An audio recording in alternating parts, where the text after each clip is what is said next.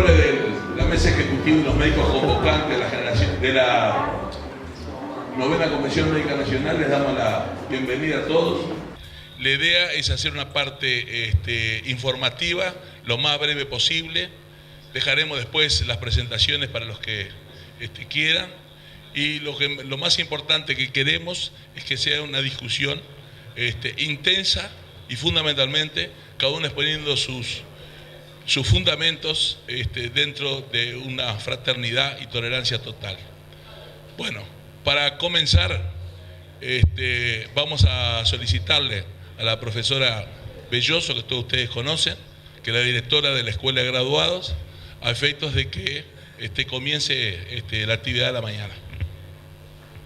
Bueno, muchas gracias, doctor Campos. Muchas gracias a todos los que concurren hoy. Me da una gran satisfacción reencontrarme con muchos alumnos que están acá en el interior y me parece realmente una buena cosa que los montevideanos nos movilicemos hacia el interior, como lo logró el doctor Campos, que me hizo venir hasta acá. Yo voy a hacer un breve resumen de lo que son las residencias como forma de acceso a la carrera de posgraduación, hacer los planteos generales para luego, digamos, entrar en el tema de la discusión o de las formas, cómo mejorarlas. Ustedes saben que la residencia es una de las formas de ingreso a la carrera de posgraduación de la Facultad de Medicina, de la Escuela de Graduados, y que de 55 especialidades que tiene la escuela, 47 se ingresan exclusivamente por residencia. ¿Cuáles son los antecedentes de la ley de residencia y de las residencias? Recién los recordamos con algunos colegas, que no sé si por todos es conocido, que la primera ley de residencia es del año 1972. Esa fue una ley que permitía acceder al cargo de grado 2, el cargo docente, a través de un mismo concurso con 2 pruebas, por los cuales se podía ingresar al Hospital de Clínicas, área de la facultad, rubro de la Facultad de Medicina, o ingresar al Ministerio de Salud Pública en servicios docentes o no de salud pública, pero con rubro Ministerio de Salud Pública, y tenía un hecho para mí sustancial. Ahí comenzó mi formación. Éramos residentes con dedicación total, 40 horas semanales y remunerados en forma adecuada. Esa ley, por razones todos conocidos, cuando la dictadura en nuestro país desapareció y reinicia una nueva ley de residentes en el año 84, en la cual se establece que es una forma de ingreso a la carrera de posgraduación. Estuvo esa ley del 1984, después hubo una ley de 2008, otra de 2009, y en este momento hay una nueva ley que está en el Parlamento para ser estudiada. El ingreso a la residencia se hace, como dijimos, a través de concurso, y ahora existe un concurso de oposición, 2 pruebas. Existe un nuevo escenario, es que ahora se incorporan las universidades, las facultades privadas, que antes no existían, a acceder a la carrera de posgraduación del UDELAR. Esto ha llevado a tener dificultades en la valoración de las pruebas, porque en casos de empate no estaba nada establecido de cómo definir esa situación. De tal forma que la comisión directiva de la escuela tuvo que sacar una resolución que fue aprobada por el Consejo para definir el desempate, dado que ambos programas son diferentes y no son equiparables, y se decidió hacer una tercera prueba de desempate. Y ocurrió en este concurso que hubo una de estas situaciones. Existen inequidades en la residencia que son importantes a destacar. Una de ellas es la distinta remuneración de los residentes. No todos cobran lo mismo, todos cobran muy poco, y no existe una uniformidad de criterios, que es uno de los temas que estamos tratando en la Comisión de Residencias. Y por otro lado, hay especialidades médicas, como medicina interna, oncología médica e imagenología, que tienen 4 años de duración, pero solo se les retribuye 3. Mientras que en la mayoría de las especialidades, que son de 4 años o hasta 6, se le paga todos los años. Este es un debe que tiene la Comisión de Residentes y que este año vamos a tratar de poder resolverlo y hacer que la remuneración sea para todo el tiempo que dure la residencia. El tema, ustedes saben que la Comisión de Residentes es designada con un delegado del Ministerio de Salud Pública, un delegado de ACE, un delegado de la Facultad de Medicina, uno del Hospital de Clínicas, un delegado de los alumnos, un delegado del CLAE. Desde mi ingreso a la Escuela de Graduados en el año 2011, entendí que era imprescindible que la Escuela de Graduados participara de la Comisión de Residentes, porque la residencia es formación de posgrados y por lo tanto tiene que seguir las directivas de la escuela y los reglamentos y las disposiciones de las unidades docentes responsables. De esa forma yo paso a integrar esta comisión, porque me autoproclamé en la misma, y ha generado un cambio muy importante, porque ahora hay una sincronía entre una comisión administradora, digamos, de cargos, unida a lo académico, a lo reglamentario y a los programas de las distintas especialidades.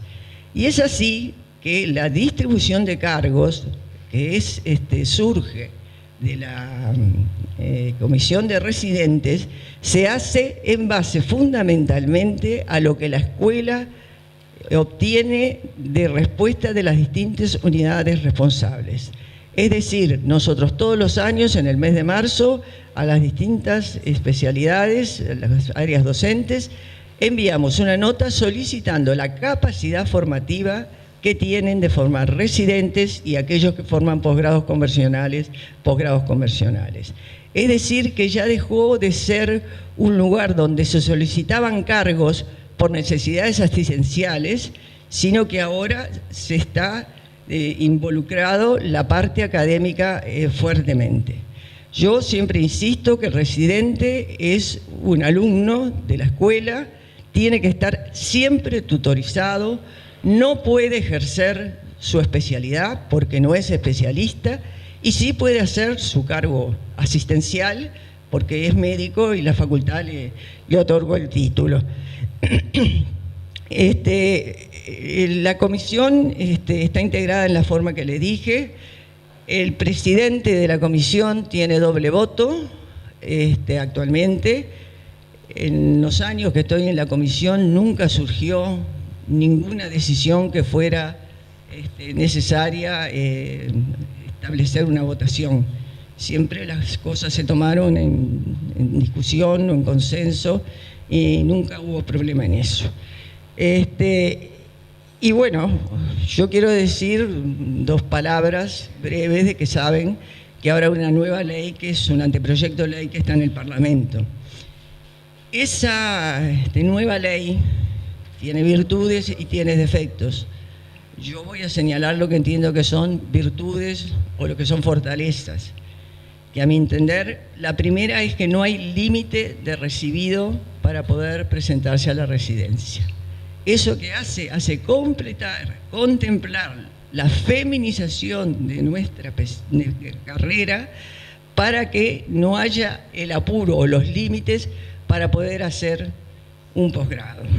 Esa es una de las cosas que quiero resaltar. La otra, que por primera vez la academia tiene la rectoría académica, digamos, está dada a la Escuela de Graduados, que hasta entonces la Escuela de Graduados no figuraba en ninguna de las otras comisiones técnicas de residencias. Y la tercera fortaleza que tiene es que contempla, y por algo estamos acá, la posibilidad y la incentivación para poder descentralizar el número importante de especialistas que tenemos en Montevideo, que los tenemos concentrados en un 70%, y lograr que se formen, que se especialicen y que vayan al interior. Nada más. Buenos días. Gracias a las autoridades por habernos invitado a participar de este foro. Personalmente, para mí es un placer estar acá, dado que nos estamos reencontrando con compañeros y amigos que hace más de capaz que 20 o 25 años que no nos veíamos. Así que un agradecimiento muy especial para el Gordo que permitió esto. Bueno, el objetivo del trabajo es presentar la situación de la necesidad de especialistas en el sistema FEMI. Tenemos que hacer algunas consideraciones previas. Es que el relevamiento es un trabajo preliminar, ya que el relevamiento finalizó hace un mes aproximadamente en las instituciones, que ahora vamos a ver cómo fue realizado, y que los datos aportados por la Escuela de Graduados son recientes, en estas semanas no llegaron, por lo cual no tuvimos el suficiente tiempo como para hacer el correcto análisis, más allá de que algunos están introducidos en el trabajo. No es un trabajo comparativo con trabajos anteriores. Nosotros en el año 2008 presentamos un trabajo de la estimación de especialistas médicos para el sistema FEMI, proyectando 5 años para adelante, trabajo que incluso fue tomado y analizado conjuntamente con la Escuela de Graduados en el año 2010. Y que la fuente de información para este trabajo fueron las proporcionadas por las direcciones técnicas de las instituciones de FEMI y datos de la Escuela de Graduados de la Facultad de Medicina. Como antecedentes, como dijimos, en el 2008 presentamos el trabajo de las necesidades, estimamos cuáles eran las necesidades, proyectando las necesidades para el conjunto de las instituciones de FEMI en los próximos 5 años, para cada una de las especialidades, para el sistema y por institución, con el objetivo también de contribuir a mejorar los niveles de eficiencia de las instituciones, calculando cuáles serían las dotaciones óptimas para el desempeño de actividades,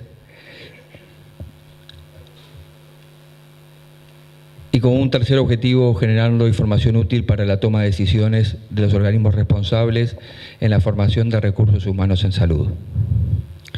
El trabajo aquel que realizamos apuntó al deber ser. Partimos de la demanda de atención de la población afiliada a esa institución o a las instituciones. Tomamos en cuenta las condiciones del mercado del trabajo médico, en lo que refiere fundamentalmente a la situación del laudo vigente en ese momento. Analizamos cuál es la disponibilidad de médicos con título, especialistas en cada una de las instituciones. Proyectamos la población de las instituciones en el marco del Sistema Nacional Integrado de Salud, que estaba iniciándose en ese momento, estamos hablando del año 2008, y calculamos o estimamos cuál sería el deber ser de las instituciones en cuanto a especialistas, cuántos especialistas deberían tener cada una de ellas, de acuerdo a lo que se proyectaba en cuanto a la demanda asistencial de la población que iba a ingresar. Algunas conclusiones de este trabajo era que había una aparente falta de planificación en el proceso de incorporación de los recursos humanos en las instituciones de FEMI, que la producción de especialistas en algunas especialidades parecería ser insuficiente para dar cuenta con la cobertura, que existía una asimetría en la distribución entre Montevideo y el interior. Recuerdo algunos datos: 70% de las especialistas se encontraban radicados en Montevideo y 30% en el interior. Y no existía información cierta respecto al número y distribución de médicos por especialidad y lugar de residencia. A partir de esas conclusiones elaboramos algunas recomendaciones, que era la necesidad de fortalecer proyectos regionales de complementación para el desarrollo de servicios, revisar las definiciones de los cargos que estaban contenidas en los laudos e introducir modalidades organizativas de trabajo médico más flexibles. En ese momento ya estábamos hablando de cargos que deberían tener mayor dedicación. ¿Para qué?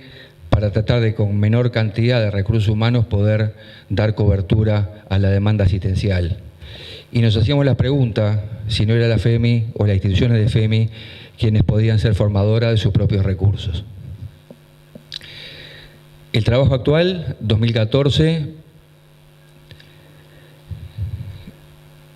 El objetivo que se persigue es el mismo o son los mismos que en el trabajo anterior, y es el de actualizar la situación de las necesidades adicionales de especialistas en el sistema FEMI para incidir ante los organismos responsables en la formación y distribución de los mismos, de forma tal de dar satisfacción a la demanda.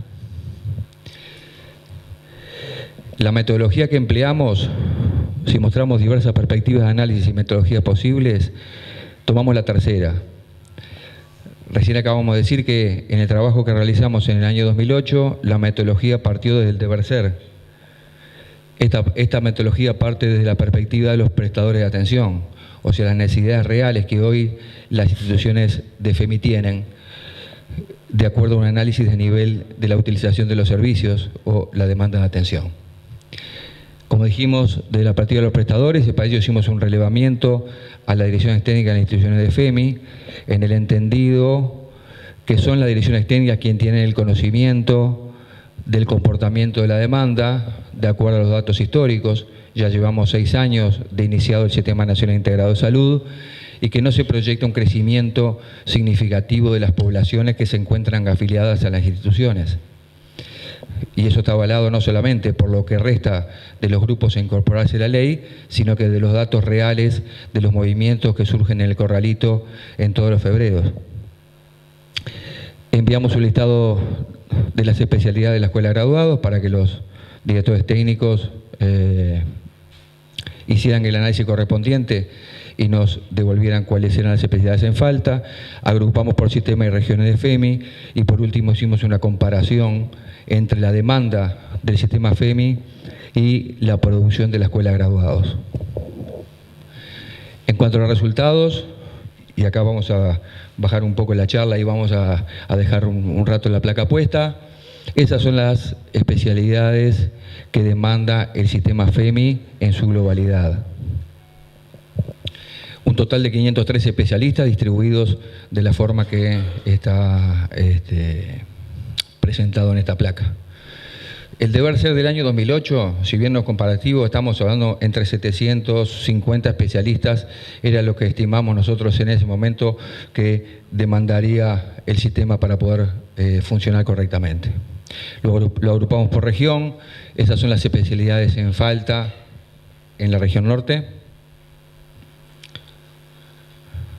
Un total de 76.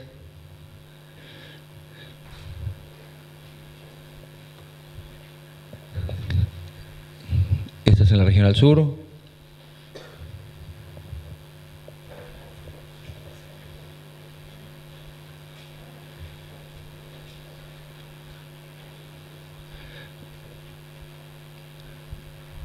Regional Litoral Oeste.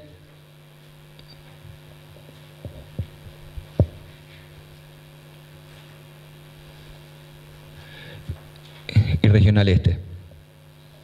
Estas son las 4 regiones de FEMI, en la cual cada institución volcó la información al sistema, y fue la forma que lo agrupamos simplemente a modo de exposición. Y para ver si es posible más adelante comenzar a diseñar o qué pasa que no están funcionando de la forma que debería ser aquellos proyectos de regionalización o complementación. Esta información la recibimos de la Escuela de Graduados hace 3 días, y lo que tomamos fueron los egresos del año 2013.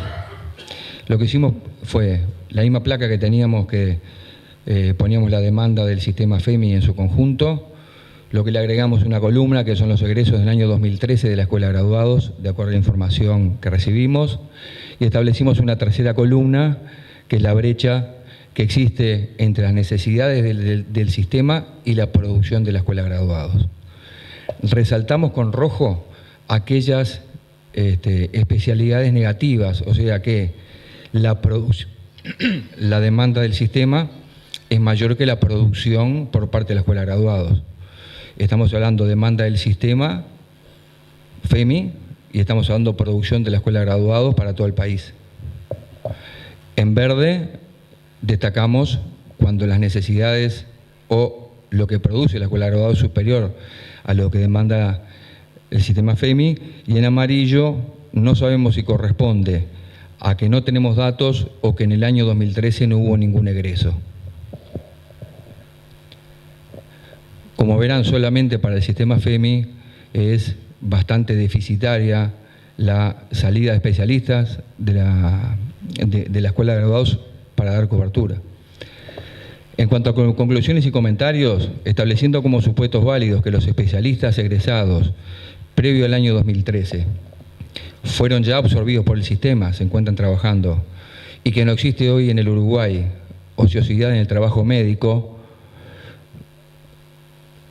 lo que decimos es que la producción de médicos por parte de la escuela no ha sido la suficiente para dar cobertura a las necesidades adicionales de especialistas del sistema. En segundo lugar, que la demanda de especialistas por región y por instituciones es heterogénea, como ya lo vimos en la placa, si bien podrá haber alguna especialidad en común, en general en las diferentes regiones y las instituciones el comportamiento de la demanda es diferente. Te voy a comprar uno de estos, gordo. Pero, che. Que persiste, tal cual la conclusión del año 2008, la falta de planificación para la incorporación de recursos humanos. Hay un problema en cuanto a la distribución territorial. Sigue habiendo el mismo problema que había cuando hicimos el primer trabajo.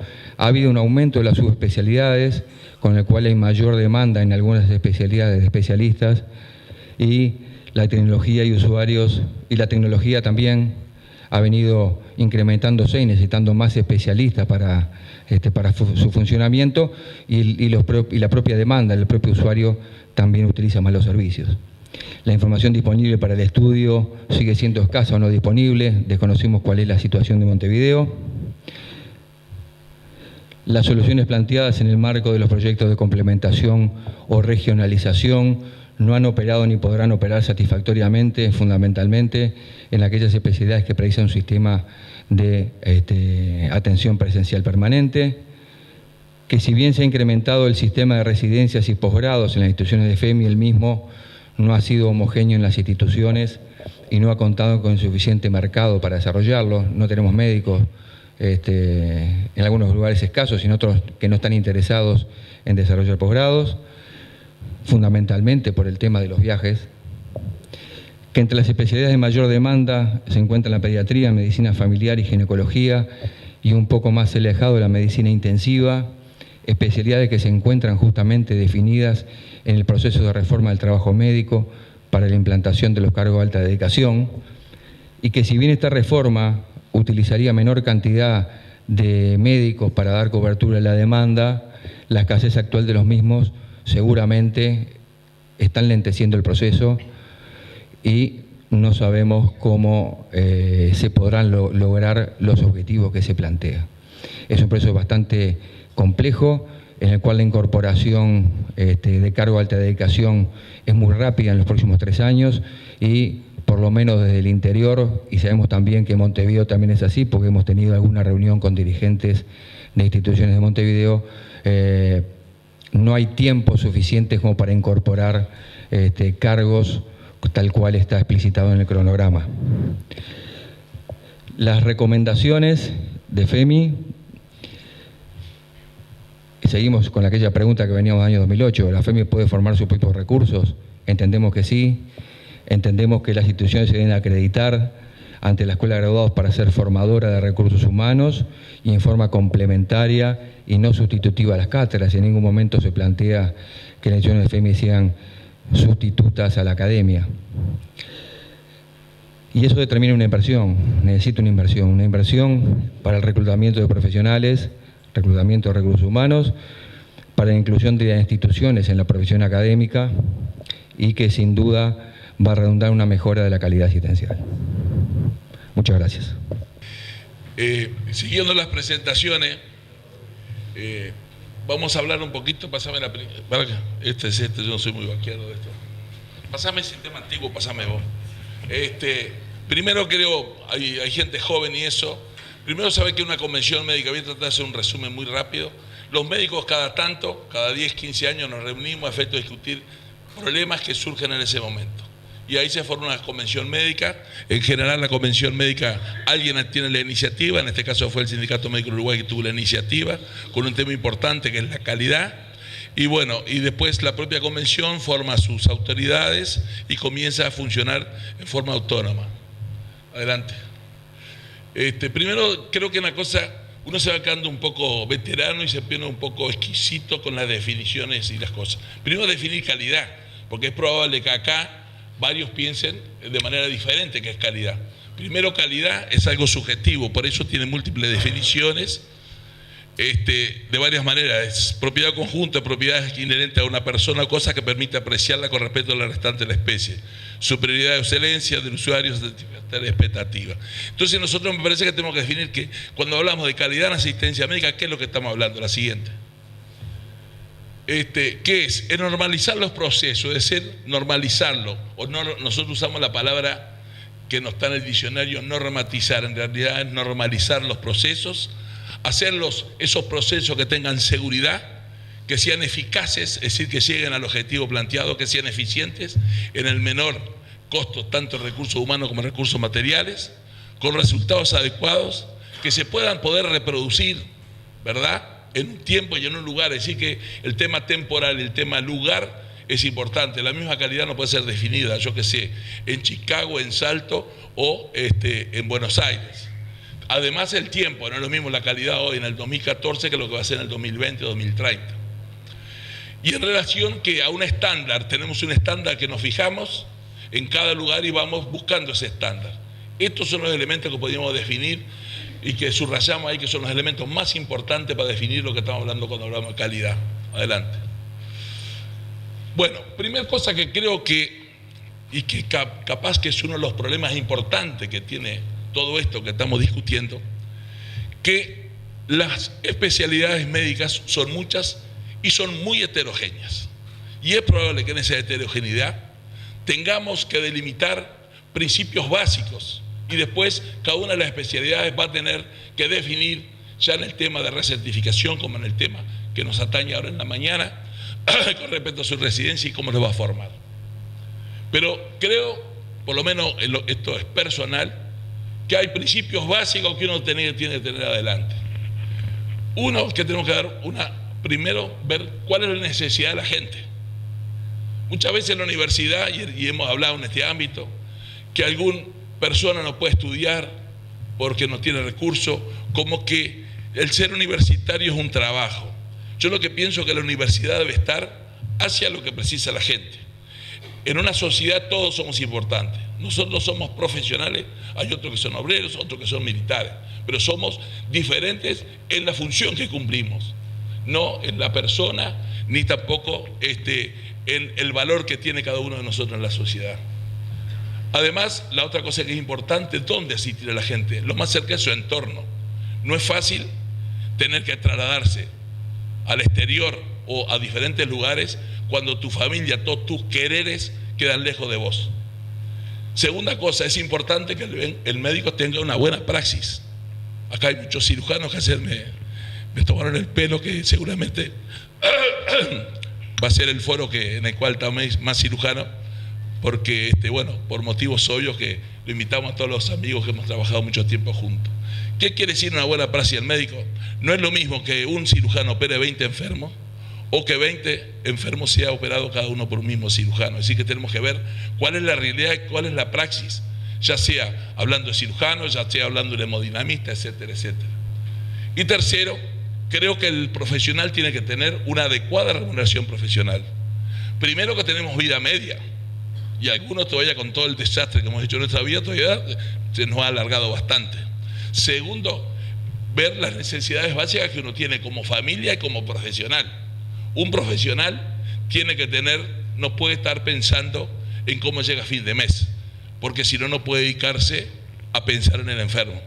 Yo siempre cuento una anécdota de un amigo mío que va a Estados Unidos hace una serie de años atrás a estudiar fisiología del corazón. Llega, el profesor le dice, ¿cuántos hijos tiene? Tengo 2. Problema van a la escuela. Un momentito, dice, llama a la secretaria, al doctor le conseguís colegio para 2, un apartamento, tiene 2 hijos y el auto. Y lo quedó mirando. Mire, nosotros que queremos acá, que usted las 24 horas piense y trabaje pensando en el corazón. Ese otro problema lo tenemos que solucionar. Si la sociedad quiere tener técnicos de calidad, tiene que pagarlos adecuadamente. Creo que, y basado en esos 3 principios básicos, creo que tenemos que movernos. Por lo menos en la opinión personal, después discutiremos, tenemos un buen tiempo para discutir. Adelante. ¿Cuál problemas tenemos? Primero, escasez de ciertas especialidades. Sabemos que han pasado muchas cosas. Judicialización de la medicina, mediatizada totalmente la medicina. Ayer nomás tuvimos con el director del hospital un caso, rápidamente se mediatiza la medicina. Ha habido agresión al personal de la salud, se han formado subespecializaciones en varias especialidades, hay una distribución no homogénea para las necesidades de la gente.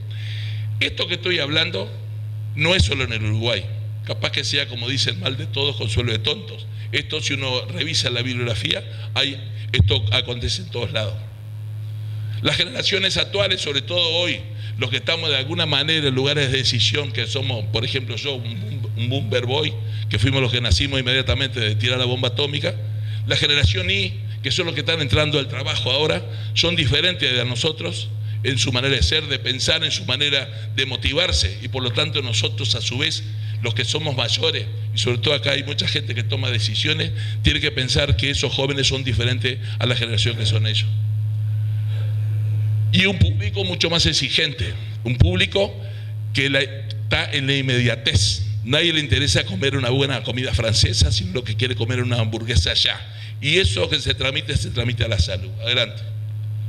Simplemente estos son recortes de diario de estos días. Causa de mala praxis están tapados. Distribución de los anestesistas en el país no es homogénea, pésima. La hora hay que esperarla. Esto lo saqué a las 10 días en diarios nacionales. Adelante. ¿Qué pasa? Esta escasez de médicos ya viene apareciendo, y a mí me llamó la atención en el año 2008, 2007, que en revistas y libros, no de administración hospitalaria, sino libros y revistas de divulgación científica, que empezaban a llamar la atención a nivel mundial lo que estaba pasando. La escasez de médicos. Esto es una parte que saqué de una revista actual española. Si no, parece estar, dice, los problemas actuales de falta de médicos parece estar originados en una mala distribución de los mismos. Son los mismos problemas que tenemos nosotros. Adelante. Este es un artículo sacado del New England de este año, traducido en Intramed, que también habla del tema. Adelante. Y bueno, ¿por qué hay mala distribución en el país? Primer cosa, no es fácil irse de Montevideo. Y puse 3 íconos: el Solís, la cultura; el Centenario, el deporte; y la Rambla, el paseo. Y no es fácil. Yo le digo que fui un salteño que vivió muchos años en Montevideo y no me fue fácil volver. Adelante. Entonces, ¿qué es? Esa falta de recursos es multifactorial. Nosotros en el año 2009, en Piriápolis, hicimos un anteproyecto en el cual pusimos inclusive la financiación de este proyecto, cómo se podía financiar, porque si estamos hablando que el Sistema Nacional Integrado y la gente precisa recursos, creo que tanto los privados como los públicos tienen que financiar esto en conjunto. Esto está publicado en la revista FEMI. Nosotros lo presentamos al director de la Escuela de Graduados de la época, lo presentamos al presidente de ACE de la época. La escasez, hay trabajo en todos lados, pero hay escasez de mano de obra. Hay una cosa importantísima, es muy interesante ir a leer sobre la desprofesionalización. A veces, y ha habido en la FEMI salir el reglamento único del trabajador de la salud. Yo no soy trabajador, yo soy profesional. No podemos perder el hecho de ser profesional, porque lo que tenemos que entender es que los perfiles de profesional es diferente al perfil de un obrero. Somos todos iguales porque somos todos importantes en una sociedad, pero cada uno tiene que marcar su perfil. Y hay realmente en el mundo una desprofesionalización. Hay una distribución homogénea. En general pasa que la gente queda en la zona donde se forma. Canadá, España, han formado centros de formación de recursos porque si no, no tenían donde la gente los precisaba. Y una cosa que puse ahí, nosotros en general nos vamos a los 18 años de acá. Y en mis años, los 18 años, ya eras medio veterano, pero ahora son muy jóvenes. En general, conseguís novia muchas veces allá. Después, para la mujer venirse para el interior, cuando no viene su familia, es sumamente difícil. Y yo diría que una de las cosas más importantes, por experiencia, yo cuando me volví, la familia de mi señora era relativamente chica, se vino mi suegra y se vino la abuela de mi mujer, es decir que mi mujer se vino con toda la barra para acá. Acá hemos tenido médicos, por ejemplo, lo voy a decir, traumatólogos no pudimos conseguir. Tuvimos suerte que nombraron a una ingeniera de Salto Grande, la mujer, que trajo al traumatólogo para acá. ¿Tá? Entonces, la mujer es muy importante como ama de casa, dónde va a estar la distribución. Y eso, aunque a usted le parezca capaz risueño, es por lo menos la experiencia que yo he tenido como una de las cosas de la distribución inhomogénea. Adelante. Entonces, ¿dónde formar residentes? Primero, y creo que esto también es uno de los principios básicos que nosotros creemos. Primero, un residente tiene que recibir conocimientos, habilidades y hacer su experiencia. Esos 3 ítems, tiene que hacer su experiencia. Yo siempre le digo, tiene que hacer su experiencia con enfermos de otros, ¿verdad? Porque vos sos, como eras cuando eras practicante, cuando uno se formó. ¿Qué haces? Vos te mirás y vas viendo lo que va haciendo el otro y vas haciendo experiencia con los enfermos de otro. Esos 3 elementos, ahora le llaman experticia a todo este elemento junto. Entonces, por otro lado, es necesario dirigir los esfuerzos no tanto a la enseñanza, sino al aprendizaje. Porque hoy lo que se le puede enseñar, yo que soy veterano, si le digo, una operación que la aprendí a hacer después de estar formado, después la dejé de hacer, que fue la vaguectomía superselectiva. Cuando yo me vine para el interior no existía vaguectomía superselectiva. La usamos y después veíamos tan buenos medicamentos que dejamos de hacerlo. Así que el aprendizaje es completo, es permanente, que eso es lo que vamos a discutir en la tarde. Lo que lleva todo estos elementos a una actitud clínica, que es la detención y resolución de los problemas clínicos. Adelante. Entonces, ¿dónde lo hacemos? Pienso que fundamental es acreditar instituciones y acreditar tutores. Y esto creo que es básico, bajo una supervisión académica adecuada y una evaluación igual para todo el país. Y la formación debe ser bajo la égide de la Facultad de Medicina y de su escuela de graduados. Creo que nosotros tenemos el privilegio de tener una escuela de graduados. En el mundo no existen muchos lugares que hay una escuela de graduados, que es una institución de nuestra facultad. En muchos lados la formación la quedan hecha por las sociedades científicas. Adelante.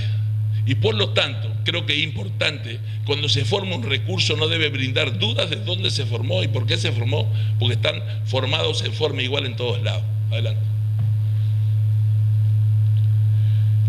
Para informarles que la formación de pregrado comenzó en 1988 en Paysandú, que fueron los precursores en la regional norte de la formación de recursos. Luego Salto. Hoy, si no fuera por los médicos que se formaron en la región, no habría quien atendiera a la gente del norte. No habría. La inmensa mayoría de las guardias, yo le diría así, de Paysandú, Salto, Artigas y Rivera, son con gente formada en el norte. Muchos especialistas fueron formados en la región o hicieron su posgrado por régimen interior o en la residencia de Montevideo y luego el pregrado en la región. Menos emigraron, muchos, menos cantidades luego emigraron. Tenemos uno que hizo el pregrado acá y actualmente es neonatólogo en Tampa, Florida, en Estados Unidos. Tenemos un pregrado, por ejemplo, piloto, que es cirujano actualmente de Fray Bento. Es decir que tenemos muchos que han ido para otros lados. Adelante. Esto saqué rápidamente cuánto más o menos lo que está operando un residente como cirujano principal acá en los que se están formando acá en Salto. Adelante. Entonces voy a dejar planteadas algunas cosas para la brevedad, no mañana, pero a la brevedad. El perfil del especialista del interior debe ser igual o diferente al que se forma para trabajar en una metrópolis.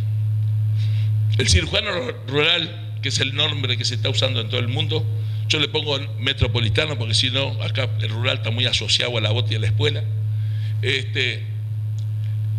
Si leemos la organización de cirujanos más importante del mundo, que es el Colegio Americano de Cirujanos, ya tiene su especialidad bien delimitada, ya hace su congreso, etcétera, etcétera. Y hay otro problema, capaz que alguna de esta información, no sé las otras especialidades, pero nuestra especialidad se ha ido subespecializando. En Estados Unidos en este momento hay un problema que no saben quién va a atender los enfermos agudos. Tan así que salió este año, en el 2014, el perfil del cirujano, el cirujano de agudo, que tiene que ver con el trauma y con los cuadros agudos de abdomen, de tórax, etcétera. Quedó toda dentro de ese cirujano agudo, menos la neurocirugía y la traumatología. Y es probable, por lo que yo he leído, que la neurocirugía vaya a ser también de ese cirujano de agudo para los casos de hematomas, porque en Estados Unidos es muy interesante el número muy poco de neurocirujanos que tiene, y fundamentalmente que en general nadie quiere levantarse a las 3 de la mañana. Lo que creo que es una cosa importante no es lo que nosotros queremos los profesionales, sino lo que precisa la gente. Creo que la universidad no debe estar enfocada en el estudiante, no debe estar enfocada en los recursos, sino que debe estar enfocada hacia la necesidad de la gente. Adelante. Otro tema que quiero dejar planteado, porque está dentro de la convención, y esto si bien no es específicamente, es lo que tiene que ver con los centros de referencia de excelencia o de complejidad. Es una población chica, si lo hablamos con el profesor Russo con respecto a esto, es una población chica, pero si determinamos centros de excelencia o de alta complejidad, es probable que los cirujanos puedan entrenarse con un buen número y adecuado como a nivel internacional. Creo que hay que diferenciar en donde uno precisa mucha infraestructura, que creo que tiene que ser Montevideo, por un problema de las carreteras, y cuando los procesos, en estos últimos ya hay algunos estudios hechos a nivel mundial, es que cuando se precisa cirujanos entrenados, sin necesidad de una infraestructura importante en lo que tiene que ver con banco de sangre, laboratorios adecuados, creo que lo que tenemos que empezar es a trasladar a los equipos asistenciales. Adelante. Bueno, no quiero aburrirlos, muchas gracias por venir. Yo sé que muchas horas de viaje, pero recuerden que siempre lo estamos esperando. Gracias. Bueno, yo vengo a hablar a la convención por un tema básicamente exacto. Un tema básicamente ausente, que era, vamos a hablar de la formación del residente, pero no había mucha opinión de qué opinan los residentes, ¿sí?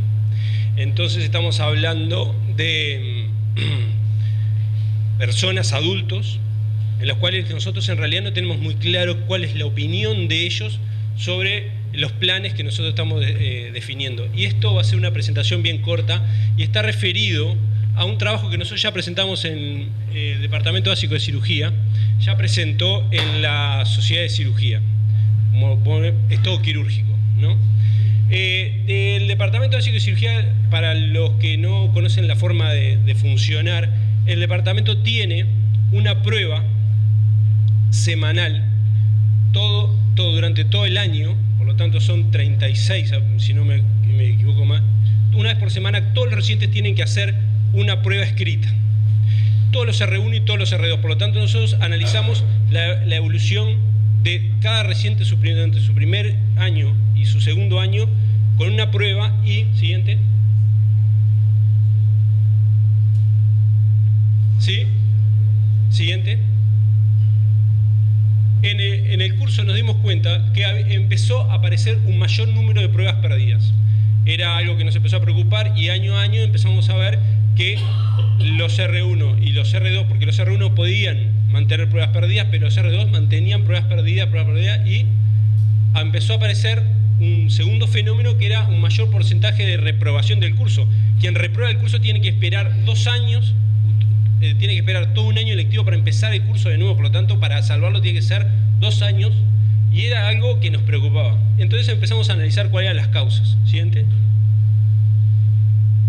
Y las preguntas fueron básicamente de una discusión de Ateneo del servicio, si las causas podían ser por agotamiento, por una carga horaria excesiva, por una baja remuneración, por una infraestructura inadecuada, sobrecarga de tarea o ausencia del modelo docente. Esto fue lo que se nos ocurrió a nosotros como docentes, cuáles podían ser las causas de esta reprobación. Quiero que entiendan que cuando se hizo este trabajo, recién nosotros empezamos a tomar en cuenta cuál era en realidad el cambio de pensamiento de generación. Estoy de acuerdo con las generaciones, me parece que había una generación que le faltó, que fue la X. Estaba el baby boomer, la X, la Y. Nosotros estamos entre... Claro, pero nosotros lo que vimos es que nuestro pensamiento era pensamiento de una generación pensando que la otra generación actuaba igual que nosotros. ¿Sí? Siguiente. Entonces, lo que hicimos fue esta grilla, que no sé si se lee bien, creo que del fondo se lee mejor. En esta grilla lo que nosotros intentamos hacer es darle a cada residente R1 y R2 que contestaran este simple cuestionario que era totalmente anónimo. ¿Sí? Esto implica que nosotros agarramos todo el universo de R1 y R2 de cirugía y los resultados fueron los siguientes. Siguiente. De la encuesta de residentes que hicimos había la edad promedio, y esto es muy importante, estamos en gente que tiene casi 28 años de edad y están iniciando. Por lo tanto, para lo que tomemos en cuenta que hay que hacer con ellos, estamos hablando de adultos que muchos ya tienen toda su familia organizada, ¿sí? Y ellos recién empiezan, ¿sí? No son niños, son gente, adultos que tienen toda la vida organizada y uno no le puede decir, usted puede trabajar acá, tiene que hacer esto, tiene que hacer lo otro, pero a veces no son tan fáciles de movilizar como fichas. Lo segundo es el sexo, y acá destacamos el crecimiento del sexo femenino en la cirugía. Bueno, bienvenido. Y está conforme con su residencia hasta el momento, y apareció francamente positivo, como que sí estaban conformes. Los que decían que no estaban conformes, fuimos a revisar y nos llamó la atención que cuando fuimos y hablamos con los residentes, esto era anónimo, la mayoría que dijeron, yo puse que no estoy de acuerdo, eran los servicios en cual la tutoría no era clara, donde ellos sentían que no estaban claramente tutorizados. ¿Considera que está sobrecargado de sus tareas? Y bueno, casi la mayoría dijo que sí, que están sobrecargados de su tarea. Y esto está un poco en contraposición de nuestro pensamiento cuando fuimos residentes. Nosotros decíamos, sí, yo hacía mucho más que vos, le decíamos. Pero vos llegás a las 8 de la mañana, yo llegaba a las 7 de la mañana. Yo pasaba todo el día dentro del hospital. Pero ellos son otra generación. Ellos ven la vida distinta que la nuestra. ¿Sí? Cree que tiene sus docentes su modelo a seguir. Y bueno, y esto es muy importante. Ese 21%, la gran mayoría veía que nosotros, como modelo a seguir, éramos un modelo que ellos querían ser como nosotros. Nos llamó la atención, pensamos, bueno, si están sobrecargados, si están perdiendo, el modelo debe estar fallando, pero para ellos no fallaba. ¿Sí? Siguiente. La dedicación a residencia está a tiempo completo, y bueno, y ahí está ese 15, que es engañoso. No es a tiempo completo la mayoría, porque estos eran estaban la mayoría de los R1. Los que eran R1 hacían casi todo eran solo residentes. Pero cuando empezaban a ser R2, la mayoría trabajaba afuera de forma salvaje, como diría un residente. Y cuando es R3 y R4, esto se invierte claramente. ¿Considera la carga horaria de residencia excesiva? Y bueno, y ahí hay mitad y mitad. ¿Considera que su remuneración por su cargo es adecuado? Y esto es pasmoso. Lo que le pagamos a un residente, yo lo saqué de la presentación, lo que se le paga actualmente a un residente está en lo más bajo de la escala de sueldos. 14.000 pesos, pero yo lo saqué de la presentación. Una persona que trabaja en nuestra casa haciendo las tareas domésticas gana más que el residente que le opera a un paciente y le salva la vida a veces, o que está al pie del cañón todo el día. Entonces, eso es algo que hay que revisar, porque tienen 30 años, ¿sí? Tienen hijos, gente que tienen que darle de comer. Pues, ¿sí? Y ahí salta la generación nuestra que dice, sí, pero cuando yo era residente ganaba, pero es otra época. ¿La infraestructura de su hospital y el departamento básico de cirugía es adecuada? Y bueno, tenía fotos de esto, pero esto también es algo... Nosotros pretendemos enseñar con cosas mínimas, ¿sí? Y tendríamos que mejorar lo siguiente. Entonces, el resumen es una mala remuneración en el 100%, eso estaban plenamente de acuerdo. Que el modelo docente era adecuado un 90%.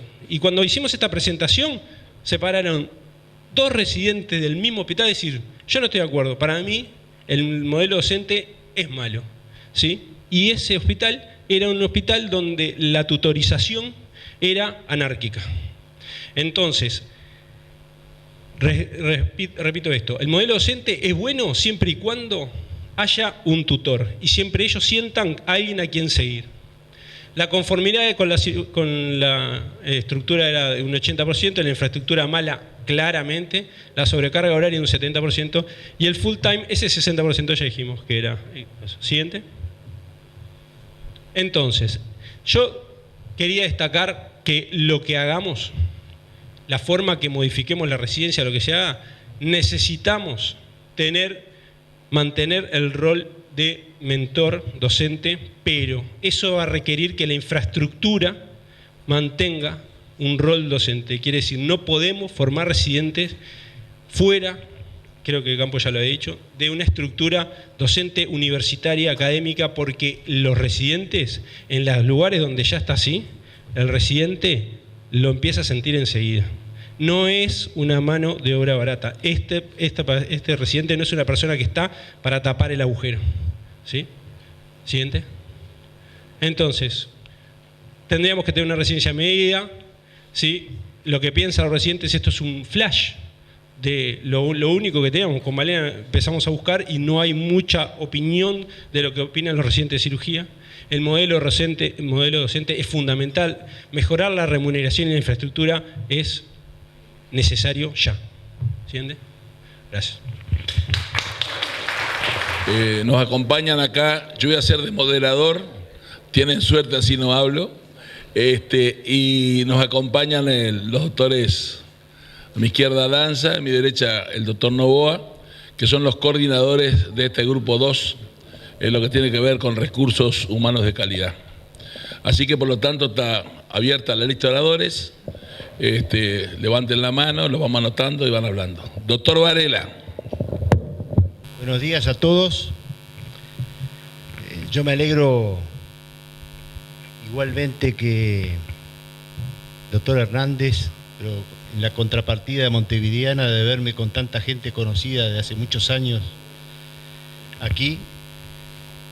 Me siento muy cómodo en este lugar y en primer lugar le quería agradecer a mi amigo el doctor Néstor Campos la invitación a participar. Los que un poco me conocen más, ustedes saben que yo estoy comprometido en muchos lugares gremiales, en facultad, etcétera, etcétera. Me he dedicado estos últimos años a esta actividad. Y vengo acá solamente como amigo del doctor Campos y como docente de la Facultad de Medicina. No vengo en calidad de representación de ningún gremio, ni fusiones gremiales, etcétera, etcétera. Entonces quería hacer 4 precisiones y capaz que alguna pregunta más en relación a las personas que expusieron. En primer lugar, cuando la profesora Belloso habló de la nueva ley de residencia, yo quería recalcar mi opinión al respecto, en el sentido de que esta nueva ley, que está a estudio del Poder Legislativo, es una ley que no es muy diferente a la ley anterior. Hay una cantidad de cosas que son exactamente iguales a la ley anterior. Exactamente iguales. Pero hay una cosa que es para mí fundamental, y reitero hablando a título personal, que es la conformación de la nueva Comisión Nacional de Residencias Médicas, honoraria de residencias médicas. Creo que es honoraria. En esa comisión, por supuesto, por supuesto que está la academia, que está la escuela de graduados, que está representada la Facultad de Medicina, pero si ustedes estudian bien la ley, van a ver que los integrantes mayoritarios obedecen al poder político, obedecen al gobierno de cualquier color, al gobierno de turno, al Ministerio de Salud Pública, a ACE. Es decir, la mayoría, cuando se trate un tema, en esa comisión de residencias médicas, se trate un tema que haya que votar, el poder político tiene mayoría absoluta. Y yo pregunto, la Facultad de Medicina y la Escuela de Graduados, por ejemplo, en el tema necesidad de residentes en el interior, ya que tanto nos preocupa que es un tema tan importante, la Escuela de Graduados, la Facultad de Medicina, ¿precisa que el poder político le diga cuántos residentes tiene que haber en el interior? Me hago esa pregunta. ¿Tiene que haber alguien que decida supra academia las necesidades sanitarias de nuestro país y decidir cuántos residentes va a haber? Esa es una pregunta que dejo planteada.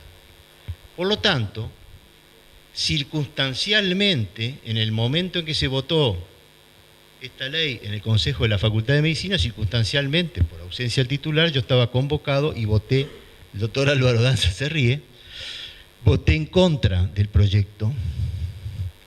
Voté en contra y me resultó muy gracioso que uno de los senadores de la Comisión de Salud del Senado dijera que en la Facultad de Medicina teníamos que estar, tiene que haber hay una unanimidad brutal. Parece que este senador vive en la unanimidad y no sabe que ahí puede haber diversidad y puede haber alguien que discrepe. Bueno, yo en ese sentido discrepo.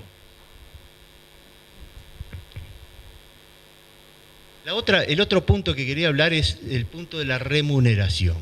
Tampoco, yo hablo a título personal, vuelvo a repetir, acá no vengo en representación de ningún gremio reivindicador de ningún acto médico.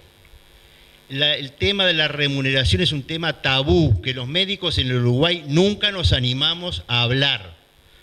Es un tema tabú, porque nosotros nos criamos, en el ambiente de la medicina nos criamos en que el médico tiene obligaciones más que derechos. Pero si leemos el juramento hipocrático, dice que el médico cobrará un doblón de plata por su acción médica. No le cobrará ni a los colegas, ni a los hijos de los colegas, pero al paciente le va a cobrar un doblón de plata. Lo dice el juramento hipocrático. Entonces, cuando hablamos de remuneración de los residentes y remuneración de los médicos, es un tema tabú, no nos animamos. Y ahora está aflorando, claro que está aflorando, sí es una vergüenza. Claro que está aflorando, es una vergüenza. El tercer punto que quería tocar me corresponde en las generales de la ley, porque acá hablamos de que la academia tiene que estar presente en la formación de los recursos humanos en salud. Y acá voy a hacer una autocrítica absoluta. La formación desde la academia y a partir de la academia creemos que es fundamental, y que la academia participe en las decisiones es fundamental. Pero tenemos que hacer una vista introspectiva de la academia, y aquí estoy haciendo una autocrítica importante. Creo que tenemos que mirar para adentro y ver qué academia tenemos y qué le ofrecemos a los residentes. Yo tenía un miedo bárbaro cuando empezó la encuesta de Curi. Y le fui a preguntar a Curi a ver si en algunos lugares donde yo participo como tutor docente eran los residentes que se estaban quejando. Por suerte no, pero ojo, es una autocrítica profunda. La academia tiene que participar, pero no en las condiciones actuales. Y el último punto, con total respeto, porque es un tema, este tema del cirujano rural, es un tema que nosotros empezó a tratarse hace tiempo. Se trató en la jornada de 33, acaba de decir el colega allá que no sé qué fue la crítica que yo le hice al cirujano rural.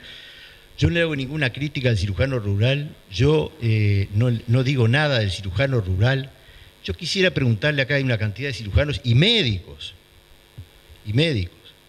quisiera preguntarle cuáles son las diferencias específicas genuinas entre un cirujano y un médico rural y un médico de la capital.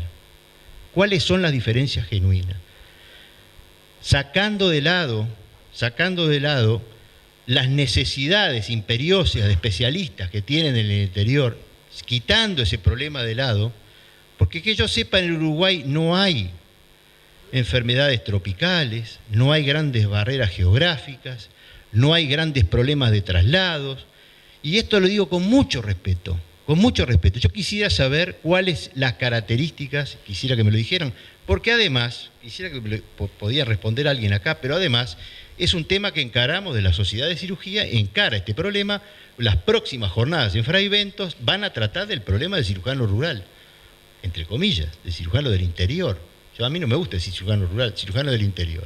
Entonces quisiera saber que alguien me contestara acá cuál es la diferencia entre los médicos del interior, con todo respeto, y los médicos de la metro. ¿Qué tipo de pacientes diferentes atendemos y qué circunstancias diferentes están? Yo les agradezco, me extendí un poco más. Muchas gracias. Yo quería hablar sobre me salió al cruce Varela con algunas de las cosas. Comparto casi todo. Lo de la ley, quizás no, porque no conozco bien y no leí ni la ley. Creo que ni la ley de cuando yo fui residente, la leí jamás. Así que bueno. Pero quería hablar un poco de la residencia, sobre todo para los más jóvenes. La residencia, nosotros fuimos residentes en el 83, empezamos la residencia. La segunda época de la residencia, porque Adriana Belloso era de la primera época de la residencia, que fue en los 70. Y de acá, de esa generación, está Varela, está Nacho de Melo, Daniel y yo, y no sé si hay alguien más. El Petaca, que era casi un supernumerario nuestro, así que casi residente de esa época. Y realmente fue una de las épocas formativas más importantes que nosotros tuvimos.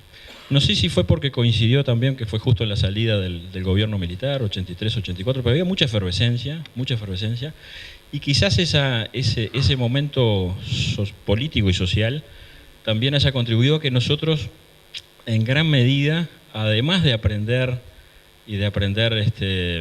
bueno, lo que nosotros éramos de medicina, Varela y Nacho eran de cirugía, pero también aprendimos a tener una mirada de cómo se relacionaba el sistema asistencial con las necesidades de la gente. Y ahí se empezó a discutir, creo que fueron las primeras discusiones de cómo tenía que ser la reforma del sistema de salud.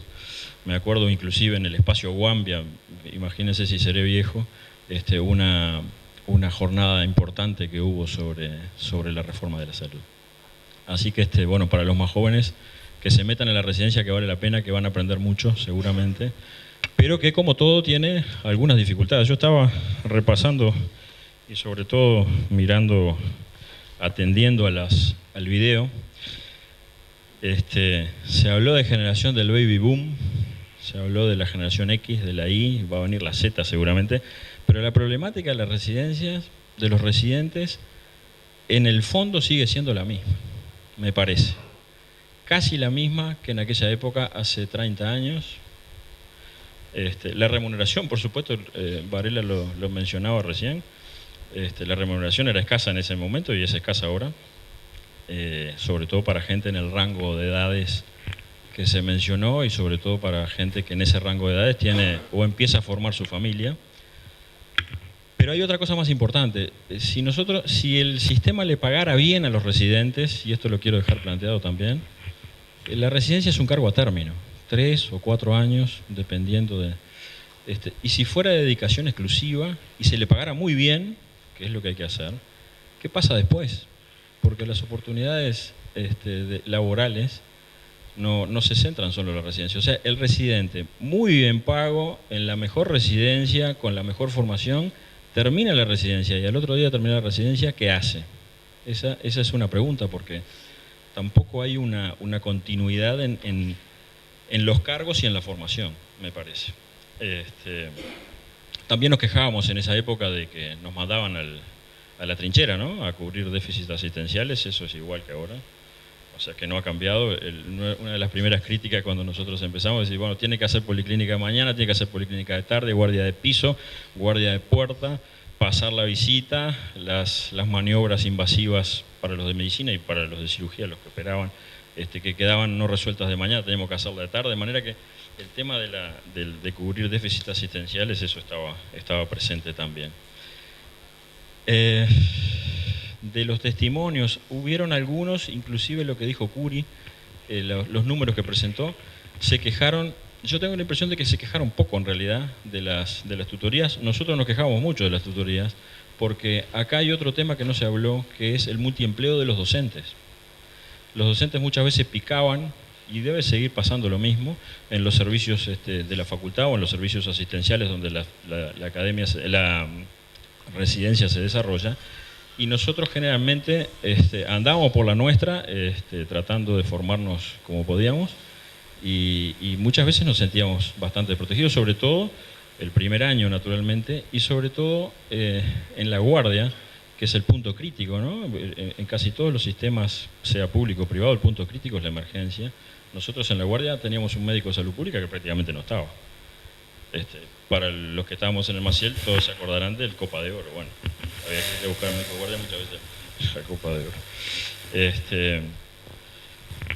Bueno, y una cosa que mencionó Curi también es que estaban conformes con el ejemplo de los docentes. Yo creo que en eso hay que poner especial cuidado.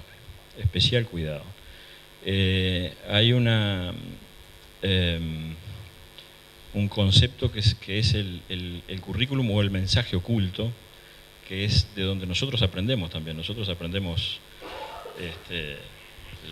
las maniobras, aprendemos algunas destrezas, aprendemos de los pacientes, pero hay un mensaje oculto que es cómo vemos nosotros que se manejan nuestros docentes, y eso me parece que es algo muy importante a cuidar, y creo que tendría que haber, en la educación en general se habla, no solo en la educación médica, pero hoy que el tema de educación es tan importante en el país, se habla de que los docentes tienen que aprender a ser docentes, así como los que aprendemos tenemos que aprender a aprender, de manera que eso me parece que es algo que hay que incorporar en la visión global, no solo de la educación, sino de las residencias. Por ahora es eso. Bueno, buenos días a todos. Mi nombre es Álvaro Danza. Para los que no me conocen, yo también vengo de Montevideo y trabajo en medicina interna en el Hospital Pasteur. Y bueno, tengo el honor de haber sido distinguido por el Comité Ejecutivo del Sindicato Médico para esta tarea de coordinar este grupo de trabajo de la convención. Le agradezco a todos los presentes estar aquí y también al doctor Campos el esfuerzo de haber convocado esta estancia. Yo creo que si lo hacíamos en Montevideo no venía tanta gente, así que vamos a entendernos. El haber hecho acá y poder tomarse el día para venir seguramente haya ayudado para convocar y para que todos podamos estar aquí distendidos y no saliendo a hacer una vueltita. Así que me parece fenomenal esta iniciativa y les agradezco a todos los presentes y especialmente a los coordinadores. Yo la mirada que voy a dar en realidad es personal, no es ni del sindicato médico ni de la facultad. Yo hoy también integro el Consejo de Facultad de Medicina por el orden docente. Por lo tanto, mi mirada es esa mirada, por lo menos de dos ópticas, de mi participación en la militancia del sindicato médico y también en el gobierno de la Facultad de Medicina. Lo que dice Daniel Varela tiene razón. La ley que se propone es una ley muy modesta en relación a lo que nosotros pretendíamos desde la universidad.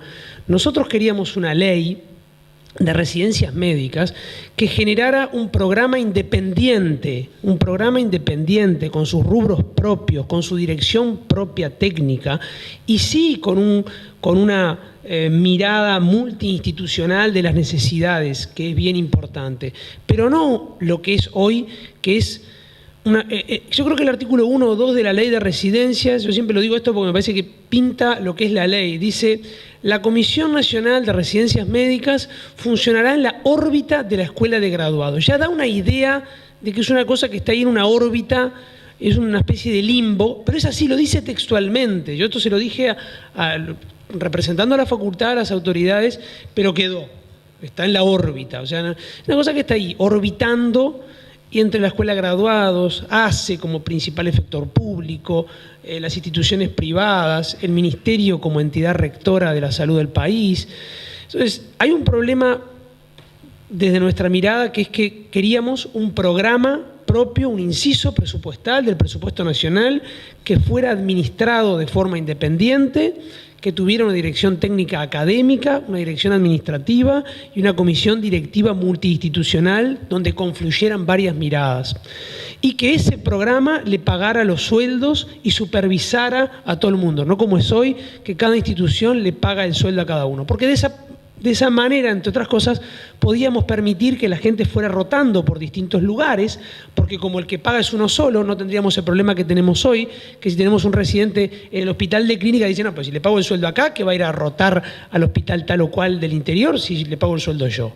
A ver, eso pasa. En algunas especialidades se ha quebrado ese problema a expensas del esfuerzo de algunos profesores, concretamente en anestesia, pero hay problemas permanentemente, estamos haciendo gestiones para evitar estos problemas. Adriana lo conoce bien, con instituciones privadas que hacen un esfuerzo fenomenal por pagar residentes, pero que no entienden la mirada sistémica del programa.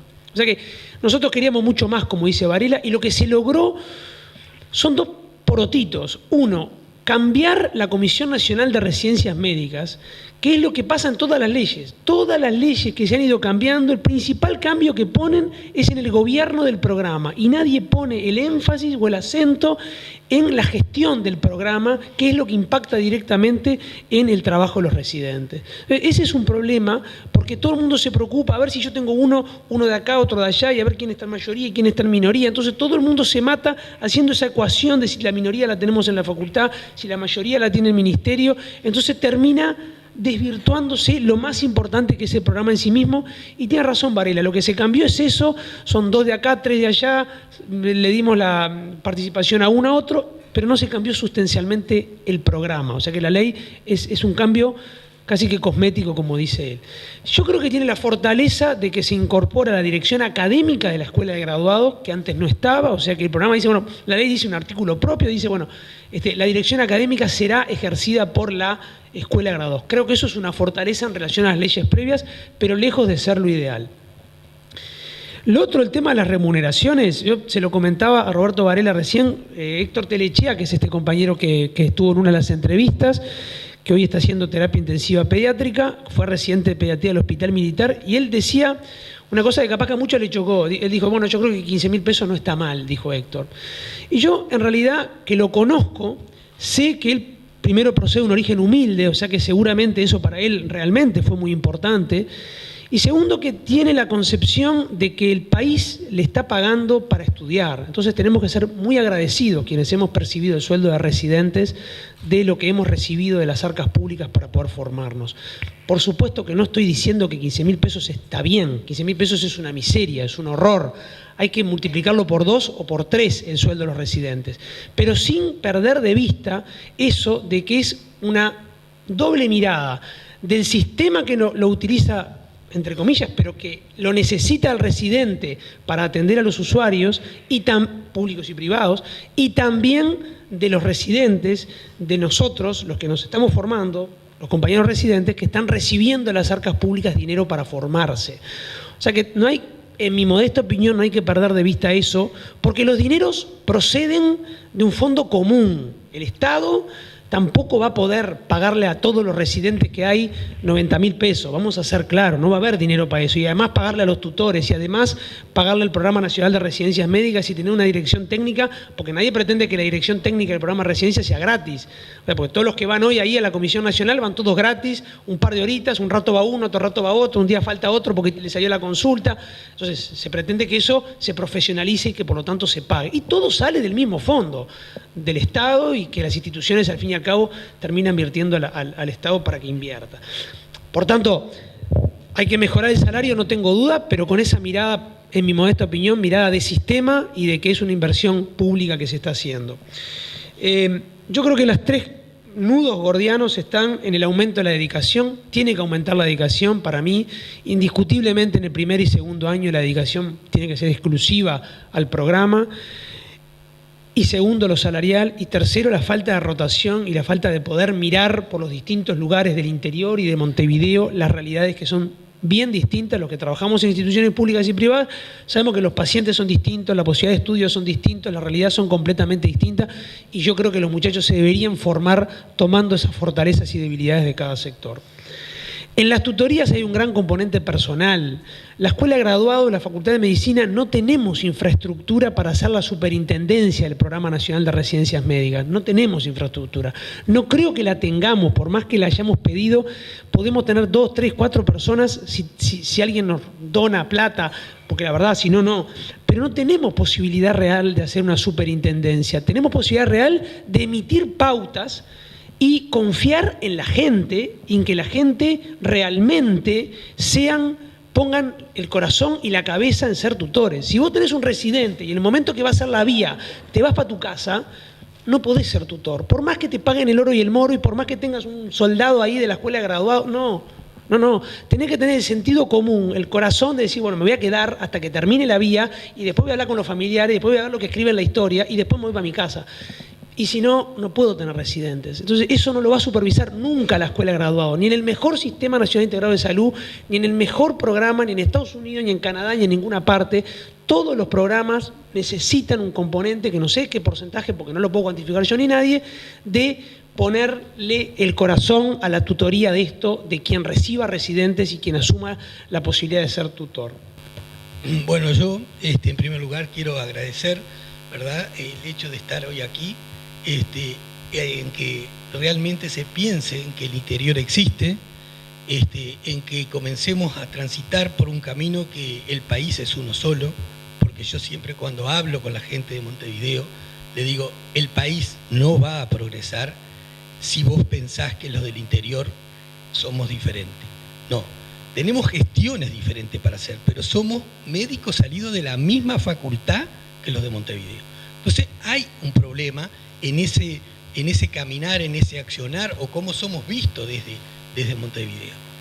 Entonces hoy esto a mí me reconforta porque estamos en una ciudad totalmente del interior y del norte del país, y uno acá se encuentra con amigos y se encuentra con alumnos, porque nosotros hemos formado alumnos de hace muchos años, y por eso creí que mi deber de estar acá, porque hace más de casi 30 años que nosotros formamos estudiantes de medicina y residentes. Entonces, creo que vale que uno trate de aportar, ¿verdad?, para que esto que se trata de hacer en este sistema de salud, que está buscando una nueva manera de ser y en el que debemos de adaptarnos, porque no podemos dar marcha atrás, pero sí podemos mejorarlo. Y se puede mejorar si se hacen este tipo de encuentros, este tipo de reuniones. Entonces debemos de apostar a apuntalarlo, pero mejorarlo. Es decir, se creó con una cantidad de defectos. Todas las cosas que empiezan tienen sus defectos. Nada puede empezar en forma perfecta. Entonces, bueno, para eso estamos, para apoyar, porque creemos que hay que buscarle mejorar este sistema. Entonces, mirando desde el interior, es decir, a mí, ¿qué me preocupa desde el interior? ¿Cómo mejoro yo la calidad y cómo aumento mis recursos humanos? Porque si hay algo que sabemos que estamos en falta, son en los recursos humanos, en tanto médicos como paramédicos en el interior. Pero los médicos son unos recursos muy disminuidos a nivel del interior. Entonces, ¿cómo los podemos mejorar y cómo podemos aumentar? Evidentemente con la docencia. Entonces, primera cosa, que uno le dice a la facultad, y a mí me alegra que acá haya gente de la facultad y gente de la universidad, para decirle para la experiencia y lo que uno ha luchado y a veces no logra el objetivo, pero bueno, siempre el tiempo es bueno y el tiempo trae los resultados.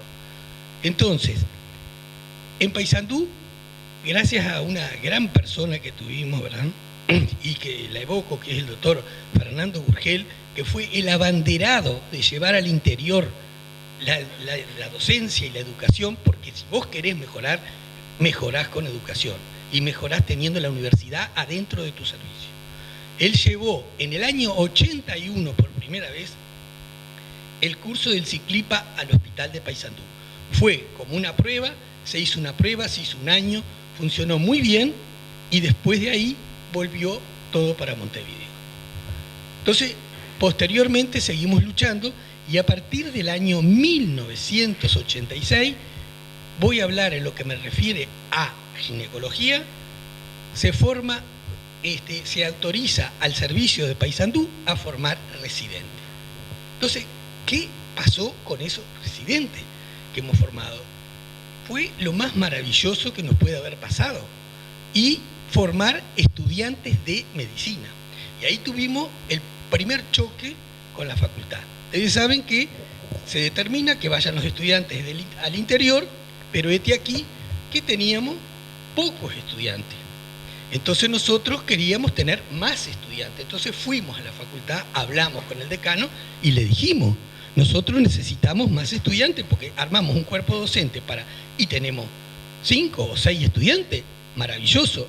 Todos los estudiantes que van a Paysandú tienen un sistema de universidad privada, porque son 4 o 5, entonces aprenden muchísimo más. Pero uno ve el desgaste de la docencia pudiendo ser aprovechada por mucha más gente. Bueno, ¿saben lo que nos contestó el decano de la facultad cuando le dijimos? Pero escúcheme una cosa, decano, si usted tiene 150 estudiantes, ¿no puede mandar a Paysandú 4? ¿No? Dice, no, dice, pero nosotros no podemos obligarlo. ¿Ustedes tienen casa y comida para darle?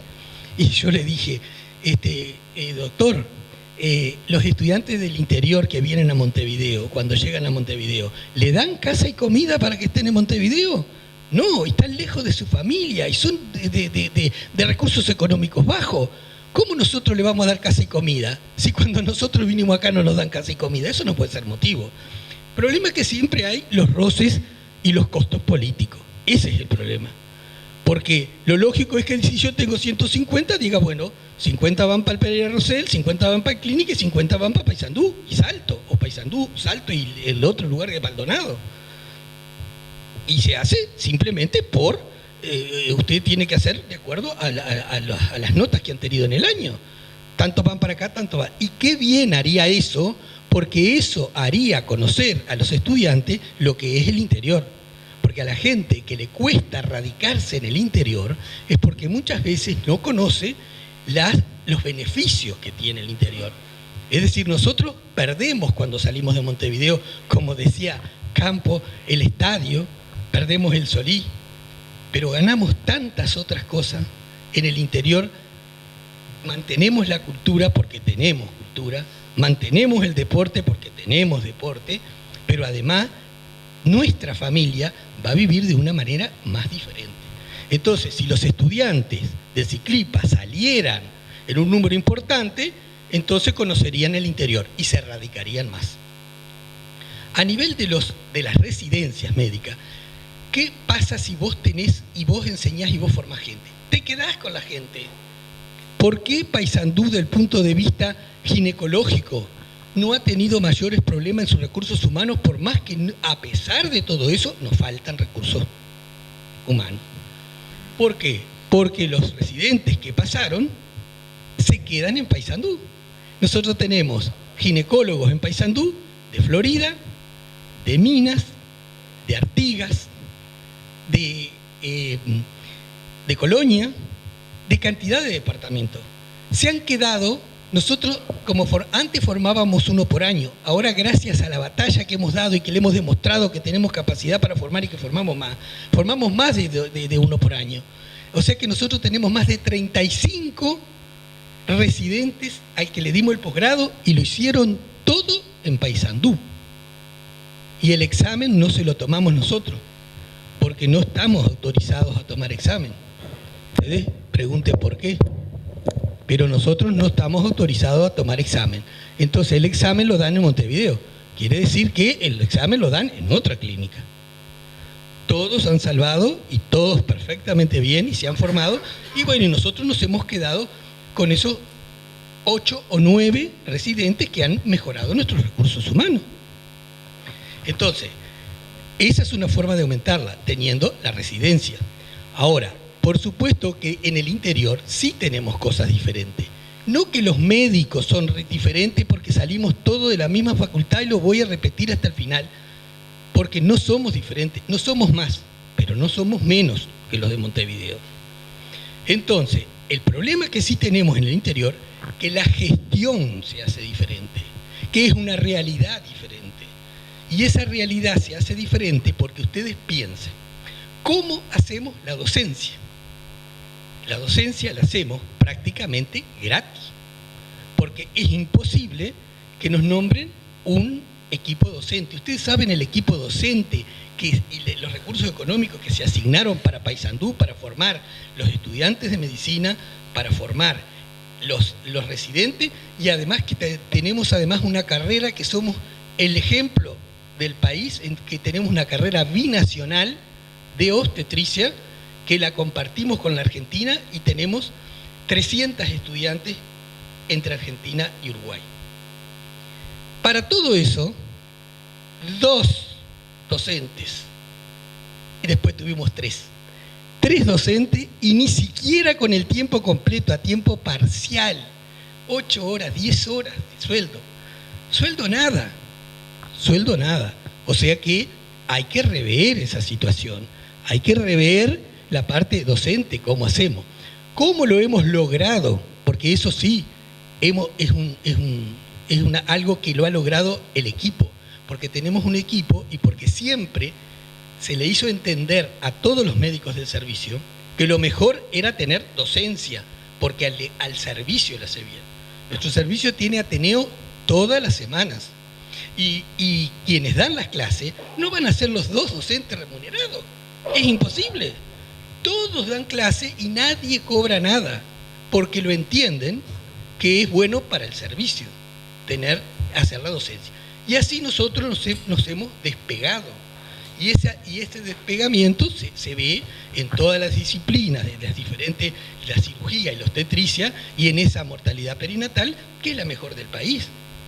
Por eso, porque aumentamos los recursos humanos, porque tenemos la universidad adentro de nuestro servicio de salud, nada menos ni nada más que público. Y que ahora me parece muy acertada la de formar a nivel también de las mutualistas, de formar los recursos humanos. Y hay gente capacitada para eso. Entonces, eso hay que hacerlo. Entonces, hay un problema con respecto a los estudiantes que yo quedaría como una idea de que tienen que rever la situación en aquellos lugares como Salto, Paysandú, que tienen Ciclipa y que tienen universidad, que deben tener más estudiantes. Deben venir más gente para que la gente conozca el interior. ¿Tá? Y entonces, y hay capacidad, porque si los armás para 4, lo podés dar para 20. Entonces, necesitamos más estudiantes de medicina. Necesitamos más docentes y rever cómo podemos hacer para poder estimular la docencia. Pero además de estimular la docencia, cuando la docencia se termina, también la facultad tiene que ver cómo puede continuar esa docencia, porque ustedes saben que en Montevideo, en el Uruguay, los grados 5 terminan a los 65 años. Y eso tiene una explicación. Tiene una explicación por el hecho de que hay que dejar el paso adelante para el resto de la gente. Y entonces está bien, pero está mal en desaprovechar al docente. Ese docente de 65 años generalmente está muy bien físicamente y con mucha capacidad intelectual. Entonces no lo podemos desperdiciar. A mí me parece que cuando alguien sale, bueno, si eso pasa en Montevideo, ni le digo en el interior, que hay pocos recursos docentes y cuando ustedes tienen un recurso docente que vale, no lo pueden sacar. Hay que tratar de que ese recurso docente perdure en el coso. Si no, tenés que tener mucha vocación para seguir igual, aunque vos hayas cumplido tus 65 años. Así que entonces creo que hay que rever la parte docente, creo que hay que insistir con las residencias y eso es la manera de aumentar la calidad y esa es la manera de poder hacer de que en el interior la gente se quede. Entonces en algunos lugares con la residencia total, en algunos lugares con tutorías parciales, a tiempo parcial, 1 año, 2 años, pero tiene que ir porque es la única forma que vos puedas tentar al recurso a quedarse en el lugar, que conozca, que vea cómo se trabaja y entonces vamos a tener más recursos humanos. O sea que toda la tarea esta es una tarea muy difícil, podríamos hablar horas y uno no quiere acaparar, pero por lo menos quise dar una visión de las cosas y de la experiencia que uno ha tenido en tanto tiempo. Y otra cosa, además decirle, no solamente eso, para que ustedes revean las cosas, ¿ustedes saben que los docentes del interior no pueden ser más que grado 3? ¿No pueden ser? Cuando vos llegás a grado 3, el grado 3 lo podés hacer 2 veces y se termina. Y no podés ser... ¿Y por qué no podés ser grado 4 ni grado 5 en el interior? Es un horror de la Facultad de Medicina. ¿Qué diferencia tiene un hombre para que no pueda ser grado 4? Y no lo dejan ser grado 4, porque es el interior. Bueno, por esa cosa vamos a luchar a muerte. Mientras estemos vivos acá, vamos a seguir luchando porque esas injusticias no se pueden dar. Eso es lo que frena al país. Así que, por lo tanto, sigo a la orden cuando quieran. Todo el servicio de Paysandú tiene una experiencia amplísima en residencias médicas y en educación y en estudiantes, y con esa carrera binacional que tenemos 300 estudiantes, hay experiencia muy vasta sobre la docencia. Así que yo dejo todo el servicio de Paysandú a disposición cuando quieran hablar con los integrantes del equipo, porque tienen mucho para aportar y creo que tenemos una experiencia que no se puede desperdiciar para que otros lugares del interior logren lo que ha logrado Paysandú. Gracias. El que habló fue mi contemporáneo Carlitos Leoni, que es ginecólogo, jefe de servicio y docente en la ciudad de Paysandú. Tengo una lista bastante larga ya de anotados. Quiero que hablen la mayoría. A ver si nos entendemos lo que quiero decir. Hay muchas cosas que pensamos diferente y hay muchas cosas que tenemos en común.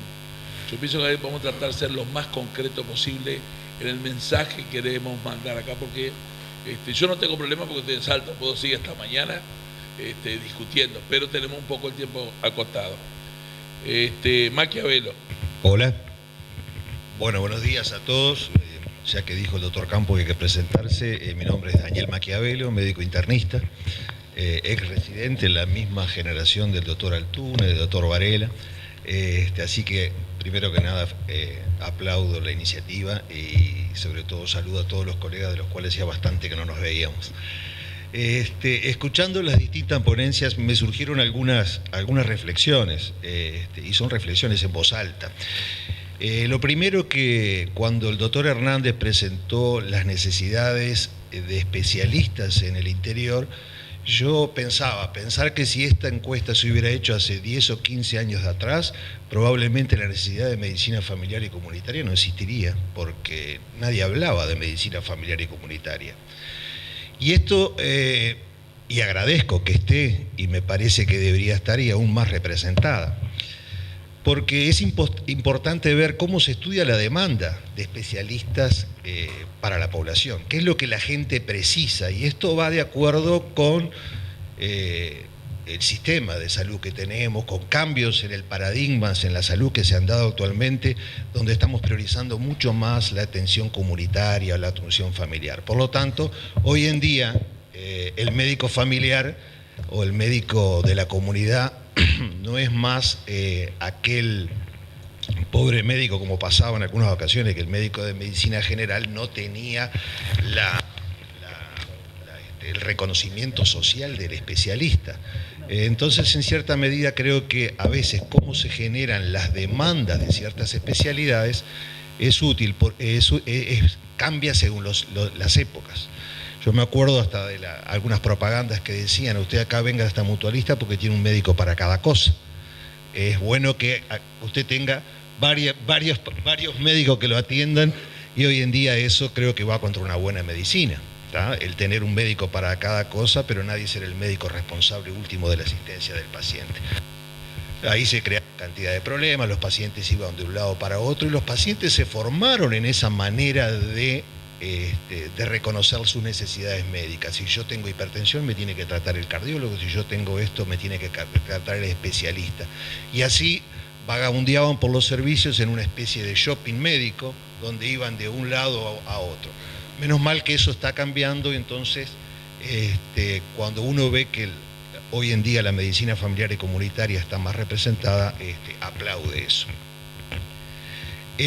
Creo que en el área formativa, sabiendo que nuestros conocimientos se pierden, algunos dicen que el 50% del conocimiento se pierde 2 a 5 años, creo que es fundamental, independientemente de la disciplina o la especialidad o la residencia que uno vaya a hacer, fomentar algunas cosas como actitudes permanentes que no se pierdan, el conocimiento que no se pierde.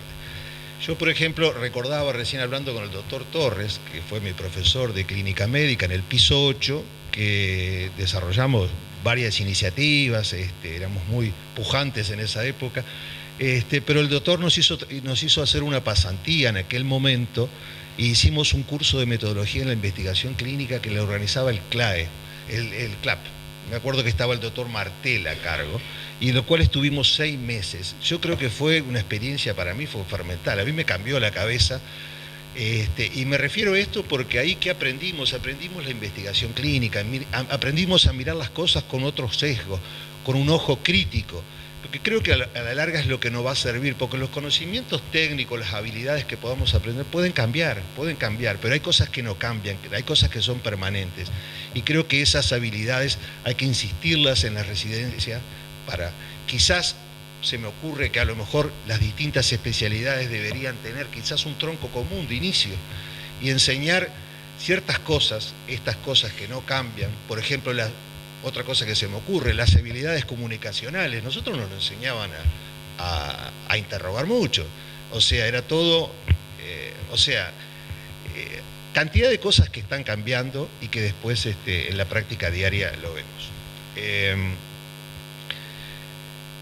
Insisto en lo de la investigación clínica, insisto que la orientación debería ser una orientación, sobre todo haciendo mucho énfasis en la comunidad, en la resolución de problemas, y que la necesidad de la gente a veces la fomentamos nosotros, pero creo que es importante educar a la gente sobre qué médico queremos y qué médico necesita. Entonces en principio muchas de estas cosas que yo digo probablemente estén relacionadas también con la enseñanza de pregrado, porque esto viene como un continuo de la enseñanza de pregrado. En principio esto, para no extenderme mucho más,